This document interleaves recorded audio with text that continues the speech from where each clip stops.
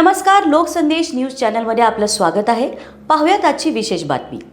बौद्धिक दिव्यांगांच्या पुनर्वसनासाठी पालकांची जागृती. पुणे जिल्हा दिव्यांग पुनर्वसन केंद्र आणि चिंचवड येथील संभाजीनगर येथील साई संस्कार संस्थेच्या संयुक्त विद्यमाने जिल्हा दिव्यांग सक्षमीकरण आणि कार्यालयाच्या सहकार्याने राष्ट्रीय न्यासाचा बौद्धिक दिव्यांगांसाठी राबवण्यात येणाऱ्या योजनांच्या जनजागृतीसाठी साई संस्कार संस्थेच्या संस्थापक, पिंपरी चिंचवड महापालिकेच्या माजी महापौर मंगलाताई कदम आणि विद्यमान नगरसेवक कुशाग्रदादा कदम यांच्या मार्गदर्शनाखाली पालकांची जागृती कार्यशाळा आयोजित करण्यात आली होती. सदर कार्यक्रमादरम्यान राष्ट्रीय न्यास कायद्याअंतर्गत समाविष्ट सेरेब्रल पाल्सी, ऑटिझम, बौद्धिक अक्षम आणि बहुविकलांग या 4 प्रकारातील दिव्यांगांसाठी असलेल्या कायदेशीर पालकत्व, निरामया, आरोग्य विमा, शासकीय कर्मचाऱ्यांच्या वारस दिव्यांग पाल्यांसाठी कुटुंब निवृत्तीवेतन तसेच केंद्र आणि राज्य शासन आणि पिंपरी चिंचवड महापालिकेच्या दिव्यांग कल्याणकारी योजनांची सविस्तर माहिती देण्यात आली.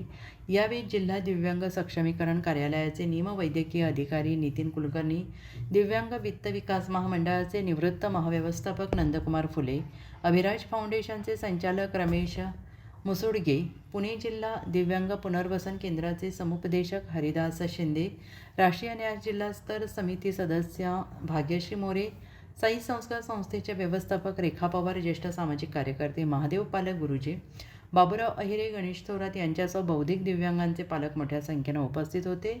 कार्यक्रमाचे प्रास्ताविक भाग्यश्री मोरे यांनी केले. रेखा पवार यांनी सूत्रसंचालन केले. या प्रसंगी पालकांच्या शंकांचे निरसन करण्यात आले. महादेव पालक गुरुजींनी उपस्थितांचे औपचारिक आभार मानले. अशाच विशेष घडामोडींसाठी आमच्या यूट्यूब चॅनलला सबस्क्राईब करा, फेसबुक पेजला लाईक करा आणि इन्स्टाला फॉलो करा.